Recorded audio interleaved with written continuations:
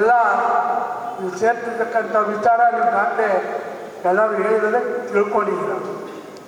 ಇವತ್ತು ಏನು ಒಂದು ಚರ್ಚೆ ನಡೀತಾ ಇದೆ ಅಂದರೆ, ಬೆಂಗಳೂರಿನಲ್ಲಿ 28 ಕ್ಷೇತ್ರಗಳಲ್ಲಿ ಏನಾದರೂ ಜನತಾದಳ ಇದ್ದರೆ ಯಶವಂತಪುರ ವಿಧಾನಸಭಾ ಕ್ಷೇತ್ರ ಅನ್ನೋದನ್ನು ಜನ ಜಗಜ್ಜಾಹಿರವಾಗಿ ಮಾತಾಡ್ತಾ ಇದ್ದಾರೆ. ಲಾಸ್ಟಲ್ಲಿ ಒಂದಿತ್ತು, ಮಹಾಲಕ್ಷ್ಮೀಪುರ ಇತ್ತು, ಪುಲಕೇಶಿ ನಗರ ಇತ್ತು, ಚಾಮರಾಜನಗರ ಇತ್ತು. ಅವ್ರು 3 ಜನ ಪಕ್ಷ ಬಿಟ್ಟು ಹೋದ್ಮೇಲೆ ಅಲ್ಲಿ ನಮ್ಮದು 0 ಆಯಿತು. ಈಗ ಉಳಿದಿರ್ತಕ್ಕಂಥ ಲಾಸ್ಟಲ್ಲಿ ಒಂದು ಉಳಿದಿತ್ತು, ಅದು ಸಹ ಹೋದ್ಸರಿ BJP ಗೆದ್ದ ಮೇಲೆ ಅವರು ಸಹ ಕಾಂಗ್ರೆಸ್ ಪಕ್ಷ ಸೇರ್ಕೊಂಡು ಉಳಿದಿರ್ತಕ್ಕಂಥ ಕ್ಷೇತ್ರ ಜನತಾದಳ ಯಶವಂತಪುರ ವಿಧಾನಸಭಾ ಕ್ಷೇತ್ರ. ಯಶವಂತಪುರ ವಿಧಾನಸಭಾ ಕ್ಷೇತ್ರ ಜವರಾಯಗೌಡನ ಒಬ್ಬರಿಂದ ಉಳಿದಿಲ್ಲ. ಇದು ಸಭೆ, ದೇವ್ರ ಸಭೆ ಪ್ರಮಾಣ ಮಾಡಿ ಹೇಳ್ತೀನಿ, ನಿಮ್ಮಿಂದ ಉಳಿದಿದೆ. ಇಲ್ಲ ಅಂದರೆ ನಾನು ಇಲ್ಲಿ ನಿಲ್ತಾ ಇರಲಿಲ್ಲ. ಫಸ್ಟ್ ಬಂದಾಗ ಪ್ರಪ್ರಥಮವಾಗಿರೋ ಚುನಾವಣೆ ನಿಂತಾಗ 91,280 ಮತಗಳನ್ನ ಕೊಟ್ರಿ. ರಾಜಕೀಯದಲ್ಲಿ ನಮಗೆ ABCDನೇ ಗೊತ್ತಿರಲಿಲ್ಲ. ಅನಂತರ 2018ರಲ್ಲಿ 1,05,700 ಮತಗಳನ್ನ ಕೊಟ್ರಿ. ಒಂದೊಂದು ಚುನಾವಣೆಗೂ ಒಂದೊಂದು ರೀತಿ ಹೆಚ್ಚಿಗೆಯನ್ನು ಮಾಡಿಕೊಂಡು ನನ್ನ ಆಶಾ ಗೊಬ್ಬರವನ್ನು ಕಟ್ಕೊಳ್ಳೋದಕ್ಕೆ ನೀವು ಕಾರಣೀಭೂತರಾಗಿ. ಅನಂತರ ನಮ್ಮ ದುರಾದೃಷ್ಟ, ಇಲ್ಲಿನ ಶಾಸಕರು ಬೇರೆ ಪಕ್ಷಕ್ಕೆ ಹೋದರು. ಆವಾಗ ಏನು ಅನಿವಾರ್ಯವಾಗಿ ಬೈ ಎಲೆಕ್ಷನ್ ಬಂತು. ಆ ಬೈ ಎಲೆಕ್ಷನ್ನಲ್ಲಿ ಕಾಂಗ್ರೆಸ್ನವರು ನೀಡಿದಂಥ ಆಶ್ವಾಸನೆಗೆ ನಾನು ಹೋಗಿದ್ದರೆ 2019 ಗೆಲ್ತಿದ್ದೆ.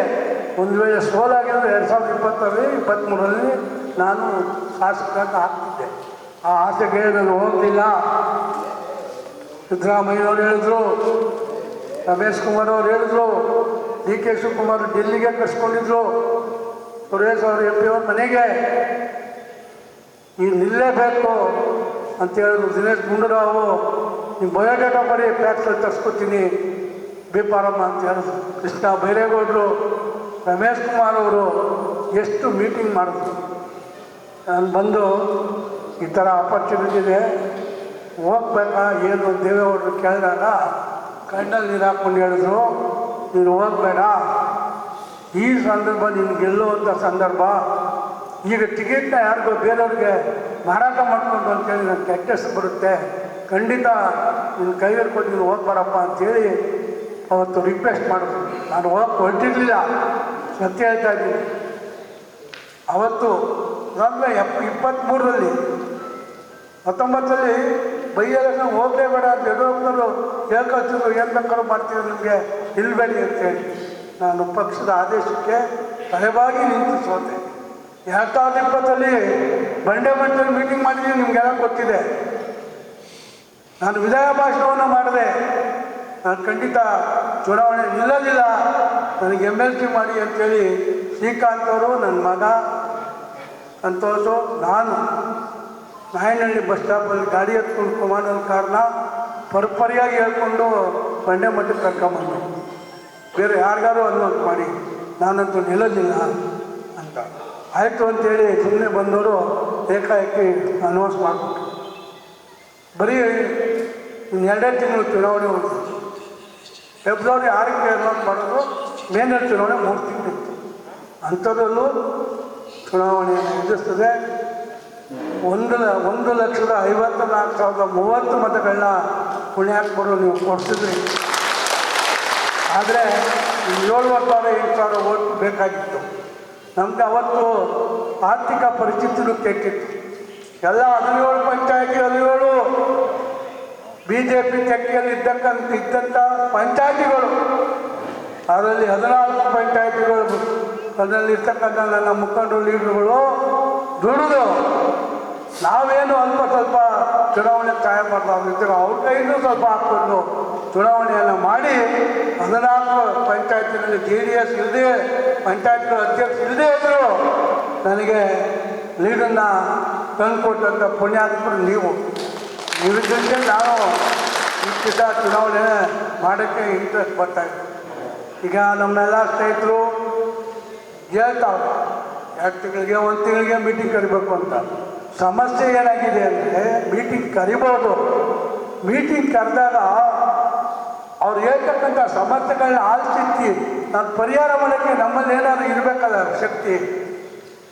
ಮೀಟಿಂಗ್ ಮಾಡೋದೇನು ದೊಡ್ಡ ವಿಚಾರ ಅಲ್ಲ. ಈಗ 2 ವರ್ಷಕ್ಕೆ 2 ತಿಂಗಳು ಆಷಾಢ ಶೂನ್ಯ ಮಾಸದಲ್ಲಿ ಮದುವೆಗಳು ಇರಲ್ಲ. 10-15 ಮದುವೆ ಇರ್ತವೆ. ಸೋಮವಾರ ಒಂದು ದಿವಸ ಇರಲ್ಲ, ಶುಕ್ರವಾರ ಸಾಯಂಕಾಲ ಒಂದು ದಿವಸ ರಿಸೆಪ್ಷನ್ ಇರಲ್ಲ. ಇದಂತೆ ಬರೀ ಮದುವೆಗಳು ಅಟೆಂಡ್ ಮಾಡೋದು, ಗೃಹಪ್ರವೇಶ ಅಟೆಂಡ್ ಮಾಡೋದು, ಅದಾಯಿತು. ಅದಾದಮೇಲೆ ಗಣಪತಿ ಬರ್ತದೆ, ಗಣಪತಿಗಳ ಅಟೆಂಡ್ ಮಾಡೋದು, ಕನ್ನಡ ರಾಜ್ಯೋತ್ಸವ ಬರ್ತದೆ, ಹೆಣ್ಣಮ್ಮನ ಫಂಕ್ಷನ್ ಬರ್ತದೆ, ಅದಾದಮೇಲೆ ಪಾದಯಾತ್ರೆಗಳು, ಧರ್ಮಸ್ಥಳ ಪಾದಯಾತ್ರೆ, ತಿರುಪತಿ ಪಾದಯಾತ್ರೆ, ಮಹದೇಶ್ವರ ಪಾದಯಾತ್ರೆ, ಹಲವಾರು ಕಾರ್ಯಕ್ರಮಗಳು ಇರ್ತವೆ. ಅದು ಹೇಳೋಕ್ಕಾಗೋದಿಲ್ಲ. ದೊಡ್ಡ ಕ್ಷೇತ್ರ ಇದು. ಇತ್ತೀಚೆಗೆ ಒಂದು ಸಣ್ಣ ಮನೆ ಕಾರ್ಯಕ್ರಮ ಮಾತ್ರ ಕರೀತಾರೆ, ಹೋಗಲ್ಲ ಅಂತ ಹೇಳೋಕ್ಕಾಗೋದಿಲ್ಲ. ಈಗ ಅದಕ್ಕೆ ಒಂದು ತೀರ್ಮಾನವನ್ನು ಮಾಡಿದ್ದೀನಿ. ಇನ್ನು 1 ತಿಂಗಳು 2 ತಿಂಗಳಲ್ಲ, ನಾಳೆ ಒಂದು ದಿವಸ ಬಿಟ್ಟು, ನಾಳೆ ಎಲ್ಲೇ ಕ್ವಶನ್ ಬರ್ತಾಯಿದೆ, ಯಾವುದೋ ಭಾಳ ಇಂಪಾರ್ಟೆಂಟು ವಿಡಿಯೋ ಬಗ್ಗೆ ಕೇಳಿದ್ದೀನಿ, ಮುಗಿಸ್ಕೊಂಡು ಬೇರೆ ಹೋದರೆ ನಾಳೆ ಗುರುವಾರದಿಂದಲೇ ನಿಮ್ಮ ಚೌಟ್ರಿನಲ್ಲಿ ಒಂದೊಂದು ವಾರ್ಡ್ನ ಕರೆದು ಎಲ್ಲ ಪದಾಧಿಕಾರಿಗಳನ್ನ ಆಯ್ಕೆ ಮಾಡಿ ನಿಖಿಲ್ ಕುಮಾರಸ್ವಾಮಿಯವರು 4ನೇ ತಾರೀಕು ಟೈಮ್ ಕೊಟ್ಟಿದ್ದರು, ಅದನ್ನು ಪೋಸ್ಟ್ಪೋನ್ ಮಾಡಿದ್ರು. ಮತ್ತು 14ಕ್ಕೆ ಕೊಟ್ಟರು, ಶನಿವಾರ ಬೇಡ ಅಂತ ಪೋಸ್ಟ್ಪೋನ್ ಮಾಡಿದ್ರು.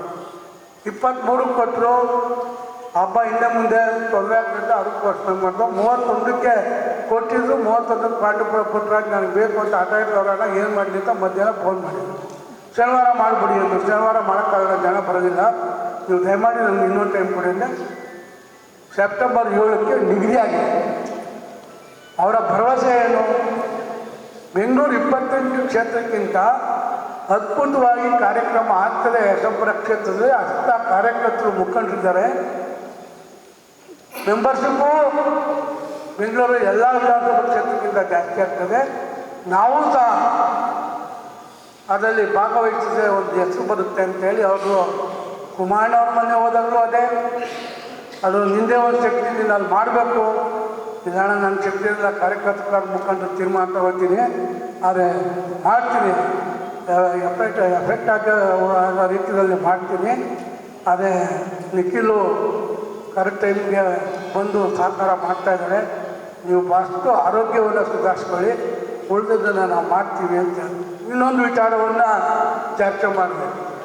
ಈಗೇನು ಕಾರ್ಯಕರ್ತರು, ನಮ್ಮ ಕಾರ್ಯಕರ್ತರು ಗಲ್ಬಿಲಿಗೆ ಒಳಗಾಗಿದ್ದಾರೆ. ಯಡಿಯೂರಪ್ಪನವರು ಇದ್ದಕ್ಕಿದ್ದಂಗೆ ರುಜೇಶ್ ಅವರೇ NDA ಅಭ್ಯರ್ಥಿ ನಮ್ಮ ಪಕ್ಷದಿಂದ ಕೇಳಿದ್ದಾರೆ. NDA ಅಭ್ಯರ್ಥಿ ತೀರ್ಮಾನ ಮಾಡಬೇಕಾದ್ರೆ 2 ಪಕ್ಷಗಳು ಕೂತ್ಕೊಂಡು ತೀರ್ಮಾನ ಮಾಡಿ ಮಾಡಬೇಕಾಗ್ತದೆ. ಈಗ ನಮ್ಮ ಕಾರ್ಯಕರ್ತರು ಗಲ್ಬಿಲಿಯಾಗಿದ್ದಾರೆ, ಆತಂಕಕ್ಕೆ ಒಳಗಾಗಿದ್ದಾರೆ. ಅದ್ರ ಬಗ್ಗೆ ಏನು ಮಾಡೋದು? ಅಣ್ಣ, ನೀವೇನು ಯೋಚನೆ ಮಾಡಬೇಡಿ, NDAನೇ ಕೂತ್ಕೊಂಡು ತೀರ್ಮಾನ ಮಾಡ್ತೀವಿ. ಸೆಂಟ್ರಲ್ಲು ಅದು ಇದಿದೆ, ಏನು ಸಂಸದೀಯ ಮಂಡಳಿ, ಅಲ್ಲಿ ಕೂತ್ಕೊಂಡು ತೀರ್ಮಾನ ಮಾಡಿ ನಮಗೆ ಸೀಟು ಅವ್ರಿಗೆ ಸೀಟು ಅಂತ ಹಂಚಿಕೆ ಮಾಡ್ಕೊಳ್ಳೋಣ. ಅದೆಲ್ಲ ತೀರ್ಮಾನ ಮಾಡೋದು ಇನ್ನೂ 2 ವರ್ಷ ಬಾಕಿ ಇದೆ. ಈಗ ಯಾರೂ ಅವರು ತೀರ್ಮಾನ ಮಾಡೋಕ್ಕಾಗಲ್ಲ, ನಾವು ತೀರ್ಮಾನ ಮಾಡೋಕ್ಕಾಗಲ್ಲ.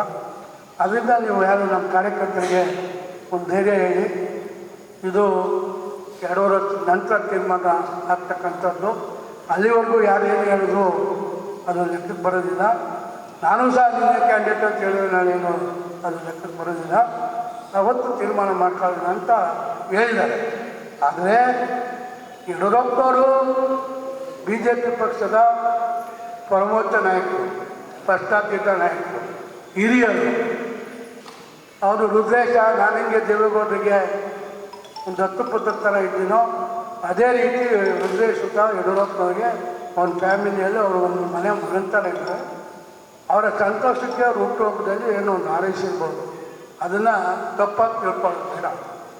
ಯಡಿಯೂರಪ್ಪನವರು, ಕುಮಾರಣ್ಣ, ಸೆಂಟ್ರಲ್ ಬೋರ್ಡು ಎಲ್ಲ ಸೇರಿ ಏನು ಪಕ್ಷಕ್ಕೆ ಅಧ್ಯಕ್ಷ ಕ್ಯಾಂಡಿಡೇಟ್ ಯಾರು ಹಾಕ್ಬೇಕು ಅದನ್ನು ತೀರ್ಮಾನ ಮಾಡ್ತಾರೆ. ನಾವು ನಮ್ಮ ಪಕ್ಷದ ಸಂಘಟನೆಯನ್ನು ಮುಂದುವರ್ಸೋಣ. ಈ ಸಭೆ ಕರೆದಿರೋದು ಜನರೊಂದಿಗೆ ಜನತಾದಳ ಬರೀ ಕಾರ್ಯಕ್ರಮಕ್ಕೋಸ್ಕರ ಕರೆದಿಲ್ಲ. ಇವತ್ತು ನಾಳೆ ಜನವರಿ ಫೆಬ್ರವರಿಯಲ್ಲಿ 100% ಪಂಚಾಯತಿ ಚುನಾವಣೆ ಬರುತ್ತೆ, ತಾಲೂಕ್ ಪಂಚಾಯತಿ ಜೆಡ್.ಪಿ ಚುನಾವಣೆ ಬರುತ್ತೆ. ಅದಕ್ಕೆ ನಾವು ಸನ್ನದ್ಧರಾಗಬೇಕು. ಒಂದು ಕ್ಯಾಟಗಿರಿ ಯಾವುದೇ ಬರಲಿ ನಮ್ಮಲ್ಲಿ ಅಭ್ಯರ್ಥಿಗಳು ರೆಡಿಯಾಗಿರಬೇಕು. ಎಸ್ ಯುವತಿ ಇರ್ಬೋದು, ಹಿಂದುತ್ವರ್ಗ ಇರ್ಬೋದು, ಜನರಲ್ ಇರ್ಬೋದು, ಅಥವಾ ಬೇರೆ ಮಹಿಳಾ ಮೀಸಲಾತಿ ಇರ್ಬೋದು. ಅದಕ್ಕೆ ನೀವೆಲ್ಲ ಒಂದೊಂದು ಜೆಡ್.ಪಿ ವ್ಯಾಪ್ತಿನಲ್ಲಿ 4 ಜನ ಕ್ಯಾಂಡಿಡೇಟ್ಗಳನ್ನ ಇವಾಗಲೇ ಆಯ್ಕೆ ಮಾಡಿಕೊಂಡು ನೀವು ತಯಾರಾಗಿ ಅಂತ ಹೇಳಬೇಕು. ಪಂಚಾಯತಿ ಚುನಾವಣೆಯಲ್ಲಿ ಅದು ಏನು ಸಿಂಬಲ್ ಇಲ್ಲ. ಅಥವಾ ಪಂಚಾಯತಿಗೆ ಯಾವ ಕ್ಯಾಟಗಿರಿ ಬರ್ತಾವ ಕ್ಯಾಟಗಿರಿ ನಿಲ್ಲಿಸ್ಕೊಂಡು ಪಂಚಾಯತಿ ಚುನಾವಣೆಯನ್ನು ಮಾಡೋಣ.